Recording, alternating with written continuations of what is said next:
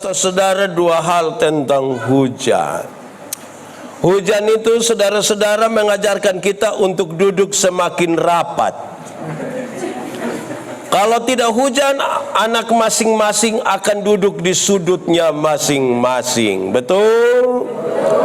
Kalau hujan, pasti kita semua tasese sama-sama di satu tempat. Betul? Tadi saya datang semua ada rame-rame di bawah tenda. Kenapa? Hujan. Kalau tidak hujan, nanti satu duduk di batu satu, satu duduk di pohon satu. Ini omong soal persekutuan. Tapi yang kedua, saudara, saya mau sampaikan kepada kita. Ada teka-teki dulu waktu kami masih di SD itu bilang begini, jatuh di bawah, cari di atas. Jatuh di bawah, cari di atas. Apakah itu? Jatuh di bawah, cari di atas. Apa itu? Hujan kok seng bocor itu. Kalau seng bocor itu kan dia menetes di bawah, kan kita cari begini. Tidak mungkin dia menetes di bawah terus kita cari begini. Tidak tahu bocor di mana, kan tidak begitu. Jatuh di bawah, carinya di. Itu berarti segala sesuatu yang terjadi di kolong langit ini harus cari jawaban dari mana? Dari atas. Makin mencari jawabannya di dunia ini, saudara, kita akan makin gelisah dan makin pusing mencari jawaban. Kecuali kalau kita cari di atas. Amin kok? Baik, saudara-saudara, untuk ulang tahun saya menyampaikan kepada kita, saudara-saudara, paling tidak bagian pertama ini standar. Saya berkhotbah tentang ulang tahun dan saya suka bicara ini di beberapa tempat. Pertama, saudara, kedewasaan itu ada tiga. Dewasa biologis. Dewasa biologis itu hari kita pemberat badan hanya 37, mas sekarang sudah 73. Itu dewasa biologis. Itu hari pakai celana nomor 27 tidak ada masalah karena perut rata saja. Sekarang perut kayak ada 3. Satu di bawah sini, satu lagi, satu lagi. Itu dewasa biologis. Siapapun bisa begitu. Makan tidur, makan tidur, makan tidur, cocok, gumuk. Gitu. Itu pertama. Kedua, dewasa psikologi. Dewasa psikologi tidak tergantung umur dan berat badan. Umur 40 tahun maka itu kan tersinggung. Sedikit-sedikit tersinggung, sedikit-sedikit tersinggung, sedikit-sedikit tersinggung. Tersinggung kok sedikit-sedikit. Orang baru lihat dia, lihat apa? Oh, itu hanya badan saya yang besar. Sesungguhnya dia masih. Makanya kalau dia tersinggung di orang banyak, orang suka bakorek bilang, shh. Di Lelogama ada. Di Lelogama ada. Di ini gereja juga ada. Dia faham apa? Oh, jangan coba omong, itu bahaya itu. Jadi badannya besar, belum tentu psikologinya dewasa. Amin kok? Amin. Ketiga, dewasa iman. Dewasa iman itu saya suka pakai contoh ini. Ada anak umur 3 tahun, ada meja berat 10 kilo. Anak umur 3 tahun bisa pikul meja yang 10 kilo? Bisa? Bisa. Bisa kok tidak? Tidak kok bisa.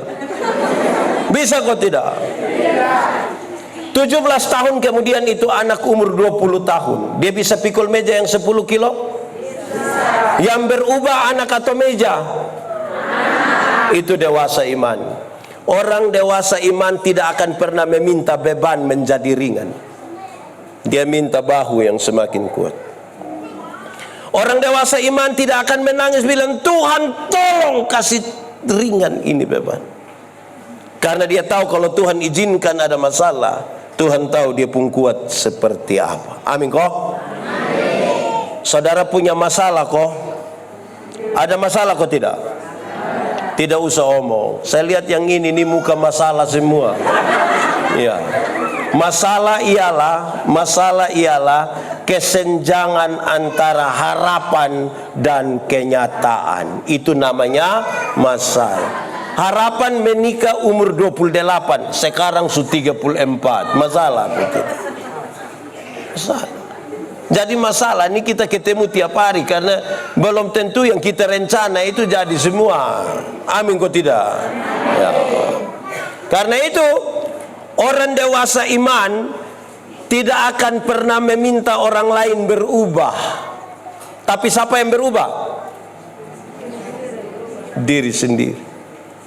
Kadang-kadang kita terlalu sibuk untuk orang lain berubah, tapi kita tidak rubah diri sendiri. Amin kok. Di Lelogama juga ada yang tiap hari dia hanya sebut orang salah semua, tapi untuk dia salah tidak boleh. Ada. Dia laki-laki kok perempuan.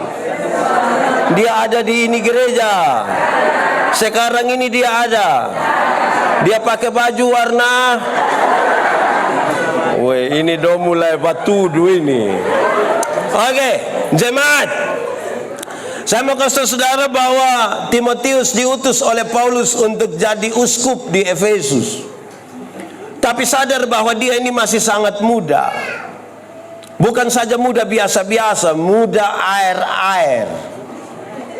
Bukan air biasa, ini air tergenang makanya.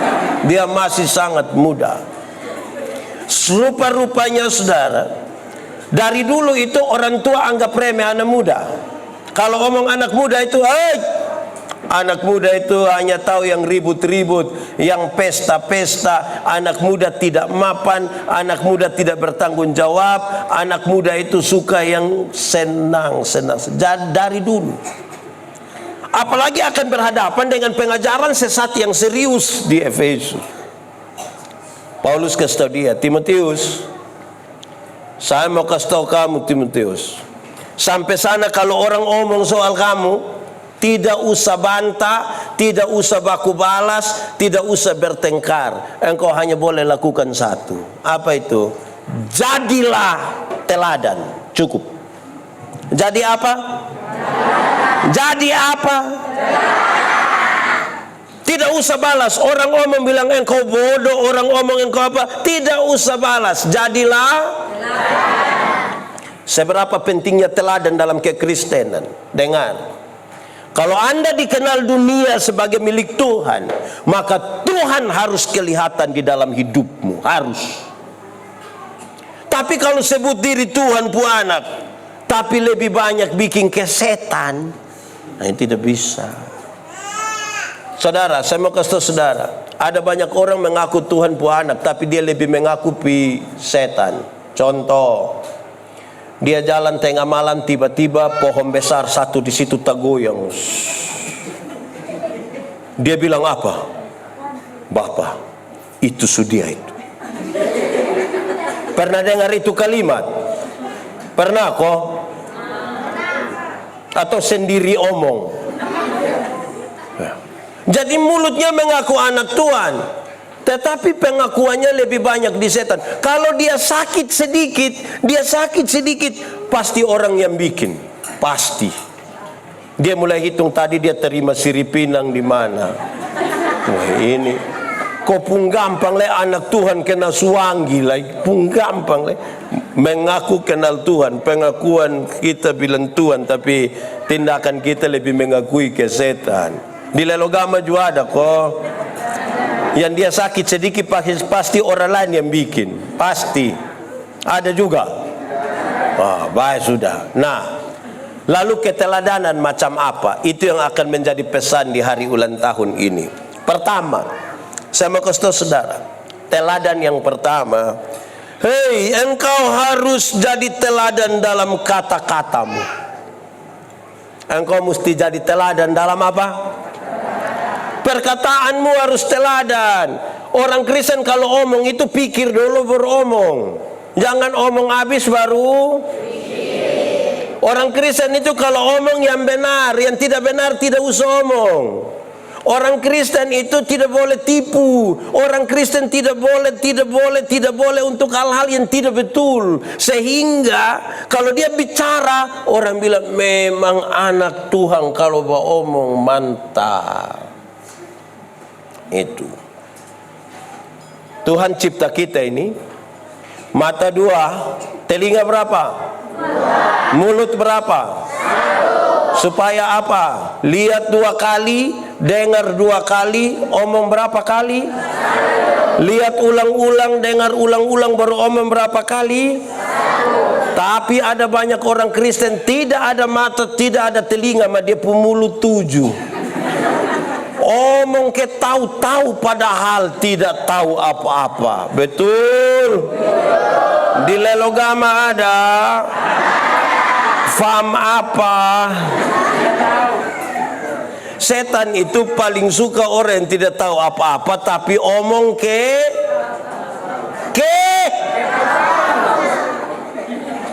Jadi perkataan orang Kristen itu mesti bisa dipertanggungjawabkan. Timotius, engkau mesti jadi teladan dalam kata-katamu. Merayakan ulang tahun ke-12 ini gampang. Dia pun soal adalah kualitas kita dalam bicara, itu kualitas yang benar, kok tidak.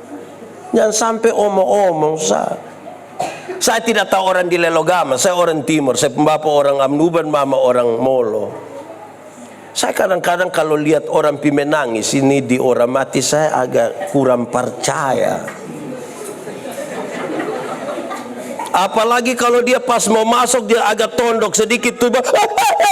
Aduh, jangan cepat-cepat. Oleh mau tua, separuh ada mabok itu. Betul kok? Untung baik di Lelogama ada kok tidak. Woi, saya tidak omong, saya hanya bilang untung baik di Lelogama. Saudara, karena itu pesannya gampang menyangkut ini. Saudara dengar, saya mau tanya saudara, tipu itu boleh kok tidak? Tipu boleh kok tidak? Tipu boleh kok tidak? Kalau untuk kebaikan tipu boleh. Om Eukit boleh. Ulang. Tipu boleh kok tidak? Boleh kok tidak? Kalau untuk kebaikan kita tipu boleh? Tidak boleh.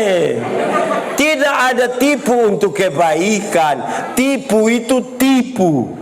Karena satu tipu akan melahirkan tipu baru. Bapak, kenapa tidak pergi gereja? Perasaan dan pendeta tanya, Bapak tua bilang, saya sakit Pak Pendeta, ini tipu ini. Ketemu dia pu istri, kita bilang, Mama, bilang Bapak ada sakit. Karena Mama tidak tahu, Mama bilang, tidak. Kita ketemu Bapak, kita bilang, Bapak, Mama bilang Bapak tidak sakit, Ma. Terus Bapak tua bilang, saya sakit tapi belum kasih tahu Mama. Itu sudah. Satu tipu akan melahirkan tipu yang Bapak Pendeta, kami di Lelogama ini kami tidak tipu Bapak. Kami hanya pakai sebenarnya dan tapi. Kenapa tidak pergi gereja? Sebenarnya saya Pak Pendeta. Tapi kalau tapi itu dia tidak. Bapak kenapa tidak terima jadi majelis? Sebenarnya saya terima. Tapi kalau tapi tidak terima. Jadi kalau sebentar pulang tanya ada orang yang tidak datang ikut gereja, tanya bilang kenapa tidak pergi gereja? Dia bilang sebenarnya sudah. Saya sudah lupa maksud. Memang tipu itu bermasalah, saudara. Ini saya suka pakai contoh ini, saudara dengar tapi saya mau omong ulang. Ada satu anak kecil umur 1,5 tahun baru belajar beromong. Dia setiap kali mau kencing dia minta tolong dia pun bapa yang kas kencing. Tapi dia pun bapa ini kepala desa. Setiap kali anak mau kencing, anak datang bilang Bapak, Adi mau kencing. Dia pun bapa pikir, masa kok saya kepala desa baik-baik baru anak kecil suruh saya kas kencing. Dia ajar dia pun anak. Nanti kalau anak mau kencing, kasih tahu bilang, Adi mau menyanyi. Wah, itu jurus pas itu. Setiap kali anak mau kencing, dia datang bilang, Bapak, Adi mau menyanyi. Nanti dia pun bapak terputar keluar kasih kencingin anak selesai. Satu saat dia pun bapak dan mama pi Jakarta, titipin anak di depo om dong.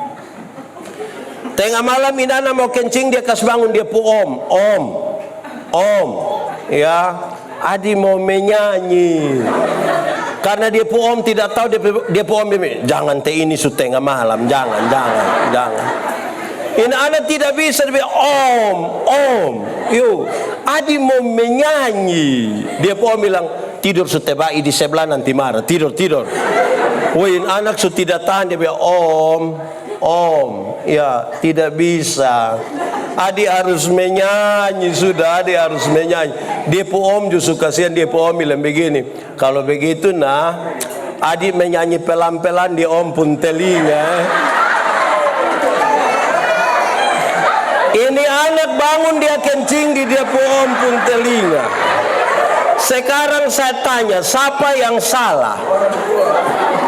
Siapa yang salah?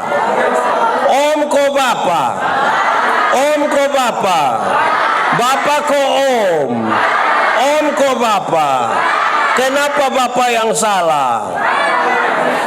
Ya, kalau benar katakan, salah katakan, ya katakan, tidak katakan, menyanyi katakan, kencing katakan, berani engkau rubah sedikit, kan kasihan itu om pun telinga. Jadi mulut orang Kristen itu omong yang benar. Amin kok. Di sini ada yang tukang tipu, ada kok tidak? Ada. Dia ada di ini gereja sekarang. Coba tunjuk. Bahaya. Oke.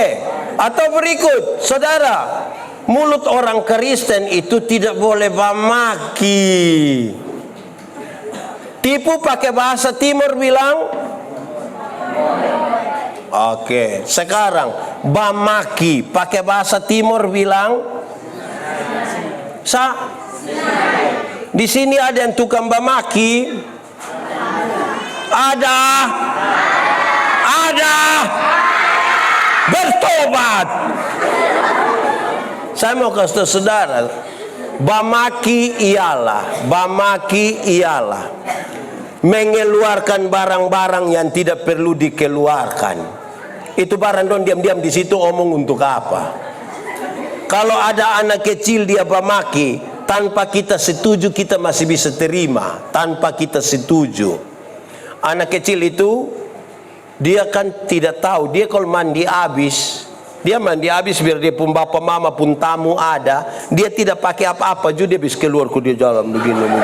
Anak kecil nah. Betul kok tidak? Tapi coba dia pun bapak. Coba dia pun bapak mandi habis. Ibu-ibu wanita gemidong ada latihan paduan suara baru dia kok keluar bilang hai. Jadi yang tukang bamaki dong berinti sudah.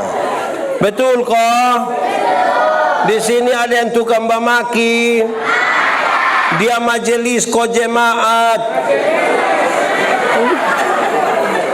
Dia majelis kok jemaat. Majelis jemaat.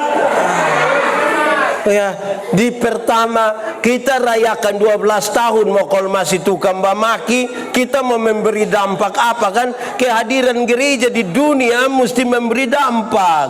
Lalu kalau bamaki, tidak bisa. Tidak bisa. Amin kok.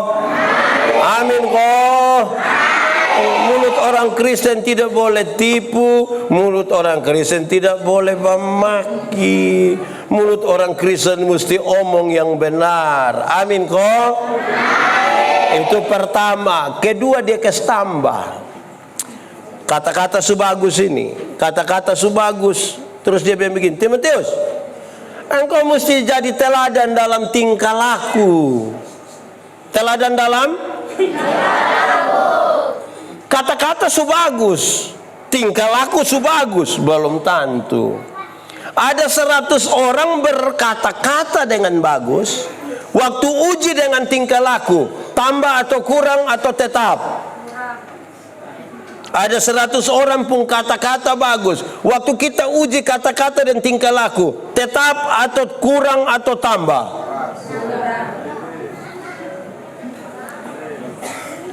Kita bisa omong bagus, belum tentu bisa berlaku dengan bagus. Batu uji dari kata-kata ialah tindakan. Engkau harus jadi teladan dalam tingkah lakumu. Pak Pendeta mana bisa omong bagus. Bapak Ibu Pendeta yang hadir bisa omong bagus. Tingkah lakunya, sabar dulu. Mau tahu pendeta itu baik, kok tidak jangan tunggu waktu dia berkhotbah. Waktu berkhotbah itu bagus semua. Coba tinggal dan dia di rumah 2 minggu 2 minggu. Amin kok. Amin. Saudara, saya mengajar ilmu berkhotbah. Orang tanya saya, pendeta, khotbah yang baik itu yang mana? Saya lupa maksud. Khotbah yang baik itu tulis, kok tidak tulis. Berapi-api atau berair-air. Saya bilang khotbah yang baik itu bukan soal tulis atau tidak tulis. Bukan soal berapi-api atau berair-air. Khotbah yang baik ialah omong karmana, bikin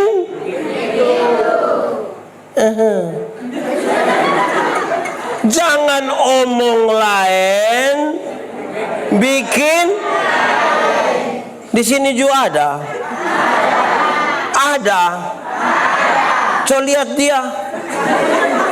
Kenapa semua lihat saya?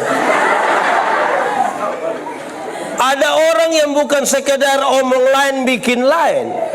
Ada yang bahkan pikir lain, omong lain, bikin lain. Hasilnya kelainan. Jadi kalau saudara ketemu orang kelainan, itu tidak lurus antara apa yang dia pikir, apa yang dia ucap, apa yang dia lakukan. Kadang-kadang kita ini ontong di bawah omong sah. Amin kok. Bapak mama semua jemaat, berdoa itu beromong dengan Tuhan. Betul? Betul? Coba ikut gereja. Hari Minggu besok. Terus pendeta bilang, saudara-saudara, mari kita satu hati dalam doa syafaat. Pas separuh pun tutup mata, separuh langsung bilang, betul. Di Pniel 2 juga ada. Dia duduk di muka kodis belakang. Muka belakang. Dong keluar kau bikin apa? Keluar kau menyanyi.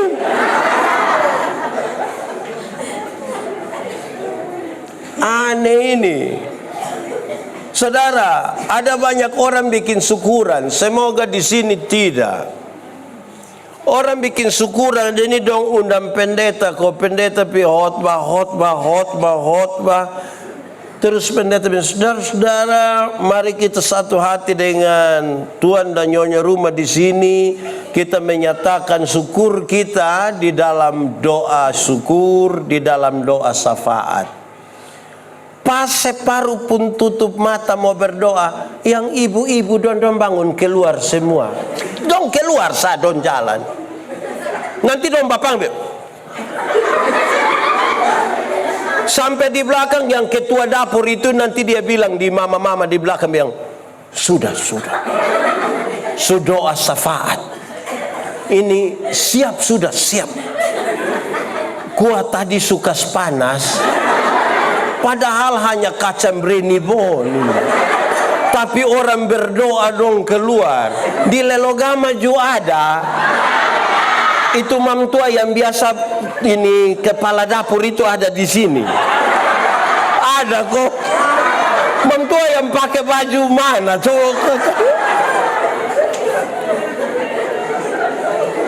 Jadi saudara-saudara, orang Kristen itu pun keteladanan mesti kelihatan dalam tindakan.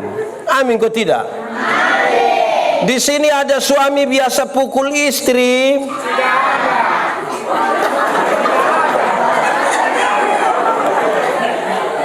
Saya balik dia pun pertanyaan. Ibu-ibu yang biasa kena pukul dari suami, angkat tangan. Jangan. Berani angkat tangan pulang kena pukul ulang lagi. Kita kepala sakit. Woi, tapi kalau dia berjanji di sini, dia pun janji bilang, ya. Kadang-kadang kita ini bilang, hei,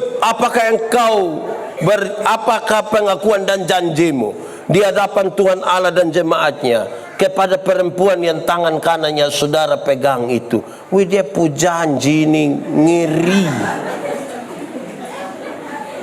Tapi habis itu mamtua pu ini juga. Betul. Di sini ada majelis ko jemaat.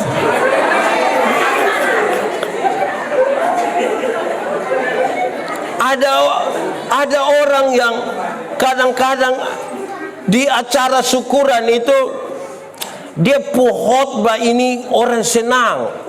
Khotbah mantap. Khotbah habis itu yang dia duduk kopo asopi di situ. Betul. Di Lelogama sini juga ada. Ada. Faham apa? Itu berarti kata-kata dan tindakan sama kok tidak? Jadi merayakan 12 tahun mesti merayakan yang betul. Jadi teladan. Ada yang kalau khotbah di orang mati itu berair-air sampai orang menangis. Habis itu dia yang buka meja judi duluan. Ada kok. Yang KP ada. Ini anak kecil dong, kamu tahu.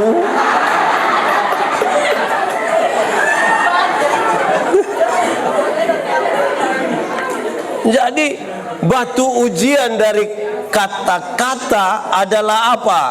Tindakan. Karena itu Yakobus bilang, iman kalau tanpa perbuatan apa? Iman tanpa perbuatan apa? Mati. Jadi jamba gaya di kata-kata. Saya kadang-kadang, tadi kami datang baru kami ketemu rombongan gubernur, bupati dong pulang. Saya kalau lihat pejabat, gubernur, bupati, kalau kita lihat orang-orang yang bawa sambutan itu nanti dia bilang, Gubernur Kepala Daerah Nusa Tenggara Timur yang kami hormati. Tidak tahu dia hormat betul kok tidak, yang penting dia. Bupati Kupang yang kami hormati. Bapak Ibu guru yang kami kasihi, Bapak Ibu pendeta yang kami muliakan. Wah, mantap Tapi kalau pagi-pagi penjual sayur lewat kita panggil bilang, itu. Separuh bilang sayur. Penjual ayam lewat kita bilang, penjual tomat lewat kita bilang, dong ada nama kok tidak. Lalu kenapa panggil tomat? Hei, kita ini kayak apa kok? Betul kok tidak? Betul kok tidak? Betul kok tidak? Hei, ini ana dong ini. Kedua, pertama, jadi teladan dalam yang lain tidak omong. Ulang, menjadi teladan dalam. Yang kedua, jadi teladan dalam. Ketiga sekarang, engkau mesti jadi teladan di dalam kasih. Di dalam apa? Kasih. Batu ujian dari tindakan adalah kasih. Sebab tindakan yang baik belum tentu didasarkan pada kasih, belum tentu. Belum tentu. Saya khotbah di semua bank yang ada di Kupang, yang ada di NTT ini, saya khotbah habis semua. Saya bilang begini, ini ibu-ibu di bank dong, ini cantik-cantik semua. Lihat dekat juga cantik, lihat jauh juga cantik. Dong pakai pakaian gagah-gagah, kerja di ruangan ber-AC lagi, bagus, bersih lagi, rapi lagi, sopan lagi. Kita kalau pergi di bank itu sama kayak tidak mau pulang, kayak mau lihat-lihat dong terus begini. Kayak senang. Kita baru naik tangga terakhir, dong bilang begini, selamat siang, ada yang bisa kami bantu? Terus saya tanya dong, ibu-ibu, siapa yang di rumah yang ketika dia bangun pagi, lihat suami pas bangun dia bilang, selamat pagi, ada yang bisa kami bantu? Oh, Ria dulu kerja di bank toh, ada selamat pagi juga. Saudara-saudara, jadi batu uji dari tindakan itu adalah kasih. Kita ada memiliki kasih, kok tidak? Hei, kasih itu boleh hafal, ikut yang saya omong. Kasih ialah. Omong. Ulang-ulang. Kasih ialah. Kebaikan tidak terpatahkan oleh apapun. Tidak berubah menjadi kebencian. Ulang. Kasih ialah kebaikan tidak terpatahkan oleh apapun. Tidak berubah menjadi kebencian. Saya pakai contoh ini. Karena begitu besar kasih Allah akan dunia ini. Allah mengasihi dunia. Amin. Apakah dunia mengasihi Tuhan? Dunia mengasihi Tuhan? Lalu apakah Tuhan Allah membenci dunia? Apakah Tuhan Allah membenci manusia? Saudara lihat, kasih tidak terpatahkan oleh apapun. Tidak pernah berubah menjadi kebencian. Supaya orang jangan omong bilang begini, saya terlalu mengasihi Anda, saya terlalu sayang selalu. Waktu tahu lupa sifat asli begini, maaf. Pernah dengar itu kalimat? Atau sendiri omong? Itu bukan kasih, itu egois. Kalau Anda hanya bisa mengasihi seseorang yang mengasihi Anda, apakah jasam? Kalau Tuhan mau mengasihi kita hanya karena kita mengasihi dia, saya yakin kita ini tidak jadi. Saudara tahu tentang kasih, hukum Taurat itu ada 10. Dari 10 dijabarkan jadi 613 pasal. 613 pasal dijabarkan lagi dalam peraturan hidup setiap hari itu ada ribuan. Dari yang ribuan itu Tuhan simpulkan hanya dalam 2 kalimat, mengasihi Tuhan Allah dan mengasihi. Dalam 2 kalimat itu Tuhan simpulkan hanya dalam 1 kata, yaitu kasih. Jadi batu uji dari tindakan itu kasih. Kadang-kadang kita tidak mengasihi Tuhan. Saya senang lihat jemaat ibadah banyak-banyak begini, saya senang. Dalam kaitan dengan poin 2 dan poin 3 saya mau kasih tahu. Saudara, sebagai pendeta jemaat, saya sudah jadi pendeta jemaat lagi. Saya agak heran. Saya tidak tahu di Lelogama Mam pendeta, Bapi pendeta don dan semua majelis. Kalau ada ibadah syukur, waktu ibadah orang sedikit, pas makan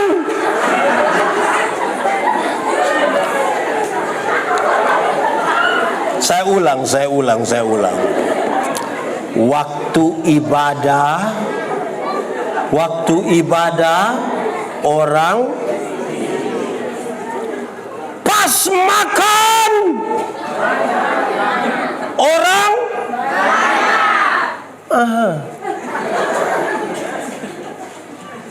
Saya juga heran itu. Sesuatu tuh kalau kita sayang dia, kita rasa penting, kita mau ketemu terus. Amin kok tidak? Kalau bapak mama dong sebentar pulang dari sini lupa HP. HP HP bukan HP. HP.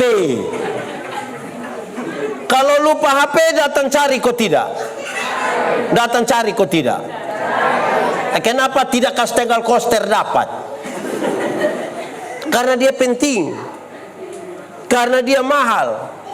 Maka kita lupa, mau sampai rumah, mau hujan pun kita kembali cari. Tapi kalau kita pulang dari sini lupa kulit gula-gula, datang cari kok tidak? Kenapa tidak cari? Sesuatu itu kalau penting, mau sibuk ke mana pun kita temukan jalan di situ. Tapi kalau tidak penting, mau gampang ke mana juga kita lebih banyak alasan sah. Itu tanda kita tidak ada kasih, saudara. Tanda kita tidak ada kasih. Penuh dengan alasan. Terpatahkan hanya oleh hal-hal yang kecil saja. Padahal kasih tidak terpatahkan oleh apapun. Saya punya rujukan jelas. Allah mengasihi dunia. Dunia memberontak kepada Tuhan, tapi Tuhan tidak pernah membenci manusia. Tuhan kalau benci kita ini kita semua mati habis. Dia tidak berubah dalam kasih. Amin kok? Sekarang saya mau tanya, kalau pendeta Yandi benci pendeta Nelson, yang rugi pendeta Yandi atau pendeta Nelson? Kalau pendeta Manobe benci Pak Nelson, yang rugi Manobe kok Pak Nelson? Kenapa Manobe ya rugi? Setiap kali lihat Pak Nelson pemuka, saya hati senang kok tidak? Setiap kali orang omong Pak Nelson pun kebaikan, saya hati senang kok tidak? Setiap kali Pak Nelson bilang selom Pak Pendeta, saya hati senang kok tidak? Kalau saya sayang saya pun diri, saya mengasihi saya pun diri, saya harus berhenti membenci Pak Nelson. Amin kok? Nah sekarang saya mau tanya, ada orang yang kita tidak suka kok? Ada. Dia ada di sini. Coba lihat dia, coba bayangkan dia pemuka. Kita jengkel. Nah kita mau tiap hari hidup dalam kejengkelan. Jadi kalau mengasihi itu membebaskan kita sesungguhnya. Jadi 12 tahun ini mesti kita saling mengasihi. Di sini hidup aman-aman kok. Aman. Dan ipar-ipar aman. Mama mantu. Bapak mantu. Dari Oenlasi.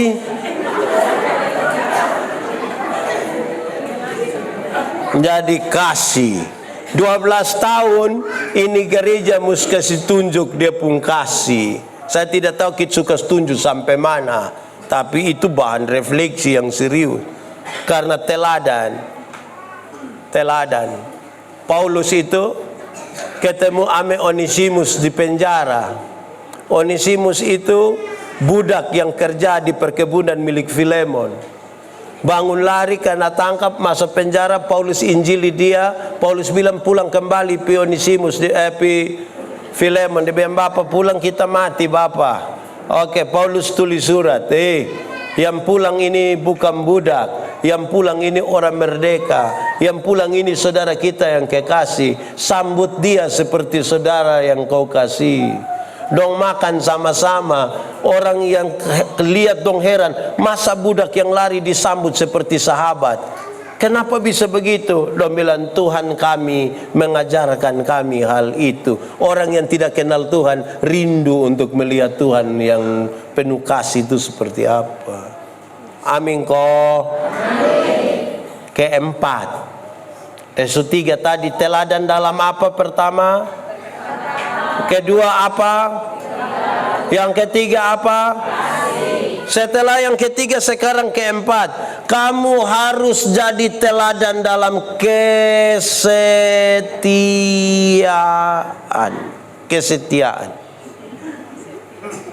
Batu uji dari kasih itu setia.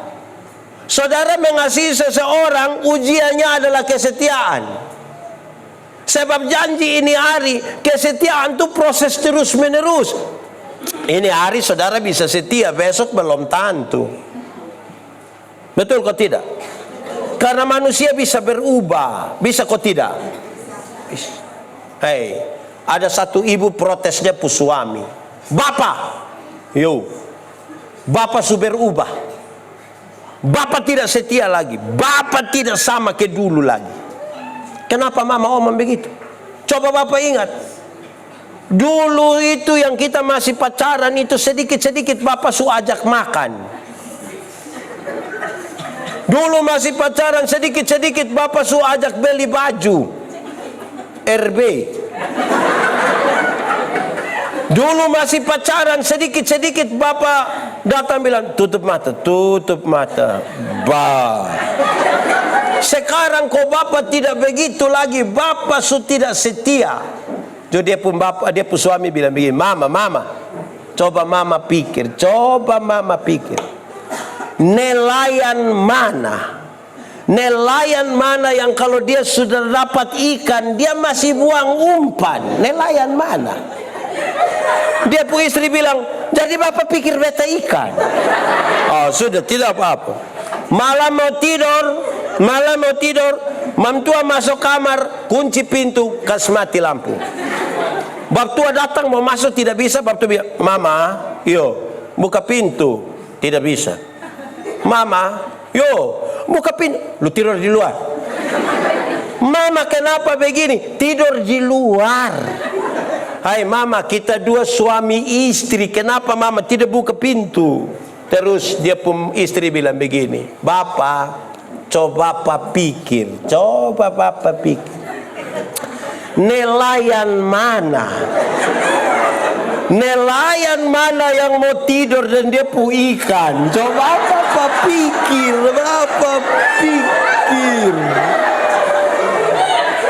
Di sini ada yang nelayan, ada.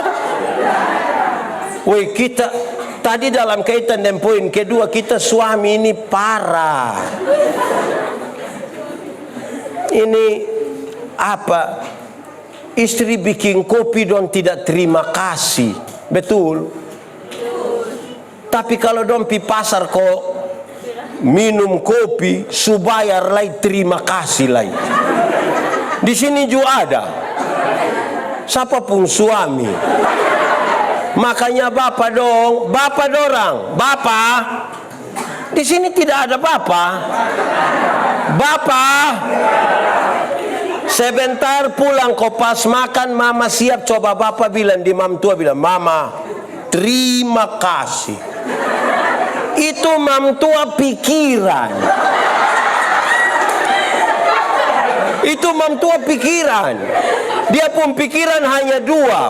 Pasti dia pun pikiran hanya dua. Pertama pasti mam tua pikir begini, tahu roh apa sunai. Atau yang kedua mam tua pikir begini, jangan sampai ini suhari terakhir.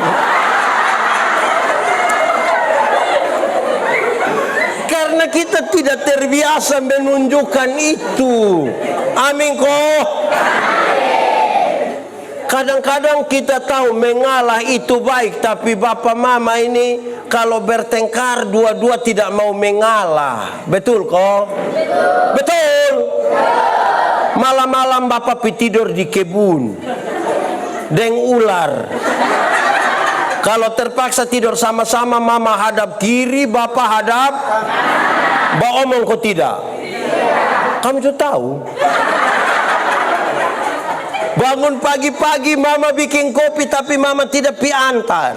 Mama panggil anak kecil satu terus mama bilang begini, lo pi antar ke papa Bapak terima kopi di ruang tamu, bapak bilang, mama yang suruh.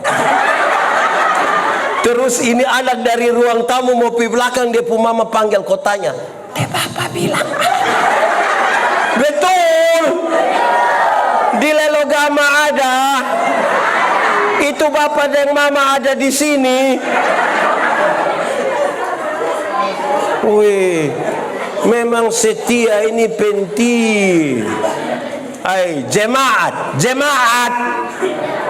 Di sini tidak ada jemaat. Jemaat. Waktu kita diperhadapkan, baik sebagai anggota CD, baik sebagai majelis jemaat, pertanyaannya begini, apakah jawabmu? Kita jawab bilang apa?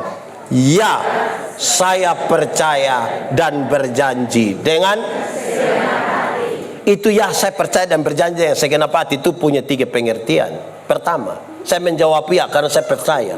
Kalau saya tidak percaya, saya tidak akan omong memang di sini. Karena saya percaya, makanya saya omong. Kedua, saya menjawab ya untuk masuk dalam persekutuan. Banyak yang ya habis hilang. Nanti pas Natal baru dia sampai. Yang ketiga, saya menjawab ya bukan saja masuk dalam persekutuan, tapi saya masuk dan siap untuk diatur. Itu tanda setia.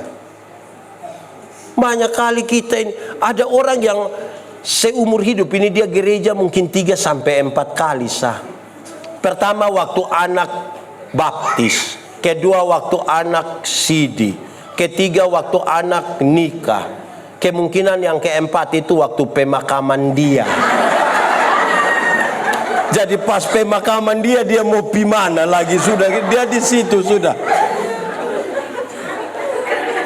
Ini anak-anak donju satu. Saya ngomong di mana-mana, anak-anak. Orang tua masih hidup itu yang perhatikan memang dong. Beli kasih dong jas, beli kasih dong sepatu kau pakai.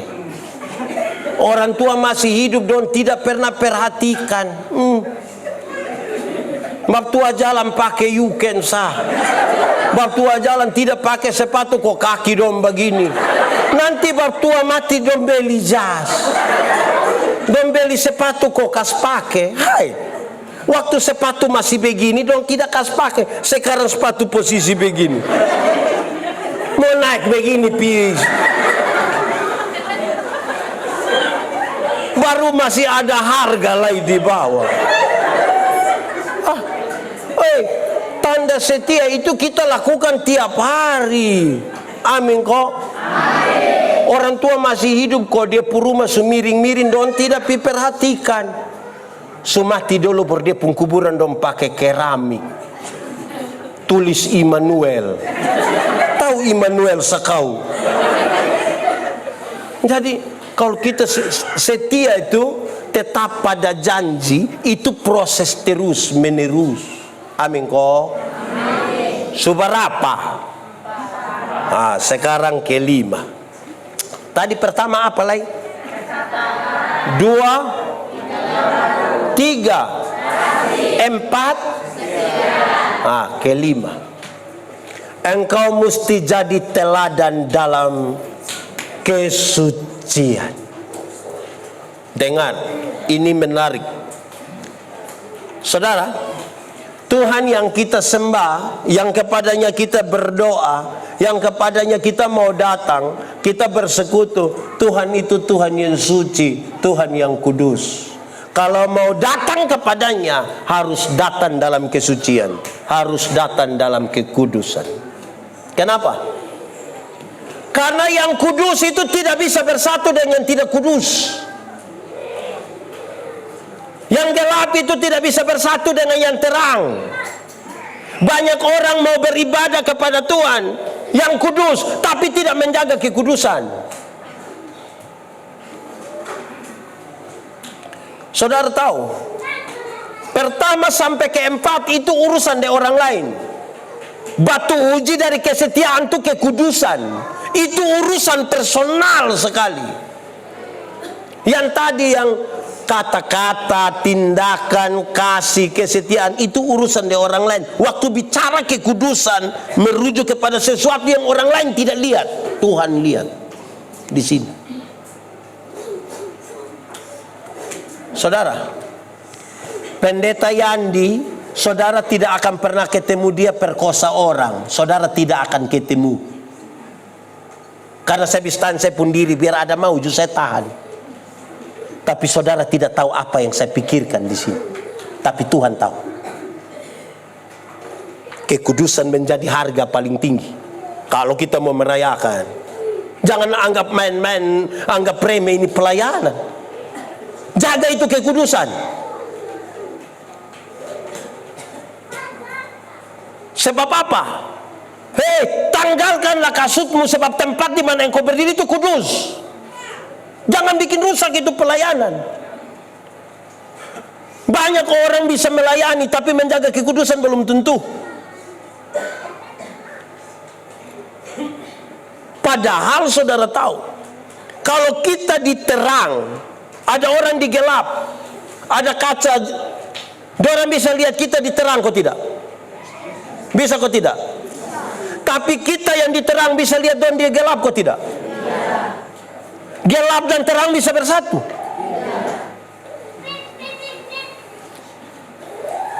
Lalu kenapa banyak orang yang sudah diterang memilih kembali ke gelap? 31 Desember gereja biasa sore-sore mau malam kita datang. Kalau di kota-kota itu nanti dong putar musik yang pelan-pelan ke kealan main ceng ceng ceng ceng ceng ceng ceng ceng ceng ceng ceng. Terus tiba-tiba ada yang baca puisi, tidak terasa. Saya dalam hati, lu tidak rasa. 365 hari ini lu tidak rasa. Rasa kok tidak? Nah, kenapa bilang tidak rasa?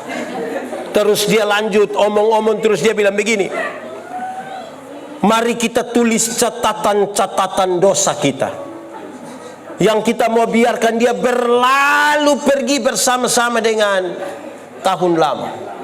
Biarlah hidup baru, tahun baru, semangat baru. Wih, kita tulis sudah. Separuh menangis bertulis. 7, 8, 10, 20, 30. Keluar menyanyi, mampirlah dengar doaku. Baru bakar ini dosa dong. Ini 31 Desember. Masuk minggu kedua bulan Februari dia gila ulang. Bahkan lebih parah dari tahun lalu. Kenapa orang diterang kembali ke gelap? Karena ini. Saya sulit jelaskan pakai kata-kata. Saudara lihat saya pun cara sah. Orang kalau diterang kok kembali ke gelap itu kan dia suka begini. Apa itu? Maloi pakai bahasa Timur bilang. Kalau dia sebegini, tidak lama nanti dia bilang begini. Di Lelogama ada yang tukang maloi. Ada. Majelis Jemaat.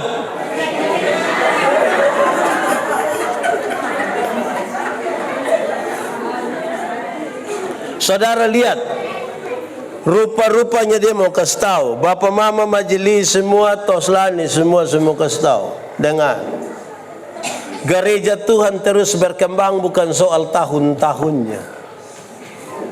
Ini area ini masih kudus kok tidak? Itu dia soal.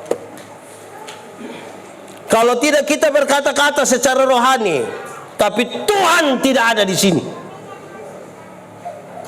Karena yang kudus tidak dapat bersatu dan tidak kudus. Yang gelap tidak dapat bersatu dengan yang terang. Ini harus refleksi dari tiap-tiap orang. Saudara dengar, bicara tentang gereja, gereja punya 5 pengertian. Dan kalau kita omong gereja ini harus berjalan bersama-sama. 1, gereja adalah orangnya. Kedua, gereja adalah aliran. Ketiga, gereja adalah organisasi. Keempat, gereja adalah ibadah. Dong ada bikin apa? Ada gereja itu, ibadah. Terakhir, gereja adalah gedungnya. Ini 5 ini mesti ada dalam kekudusan. Baru kita sebut itu gereja. Kalau tidak orang berkumpul, kita juga kumpul. Ini tadi bilang kalau hitung dari pos pelayanan, nah kita 12. Pemandirian kita berapa? 1. Ya kalau kita mau hitung 12 kok satu, nanti kadang-kadang ada yang bilang kalau kita ber-12 tahun berarti sama kayak anak SMP kelas 1. Tidak usah omong itu, berhenti. Karena kedewasaan rohani tidak tergantung berapa lama kita melayani. Tidak tergantung berapa lama kita menjadi pelayan-pelayan Tuhan. Tapi seberapa jauhnya kita menjaga itu kekudusan. Tuhan memberkati kita. Mari kita tunduk kepala di hadapan Tuhan. Kita mau berdoa. Mari berdoa. Bapa di surga, kami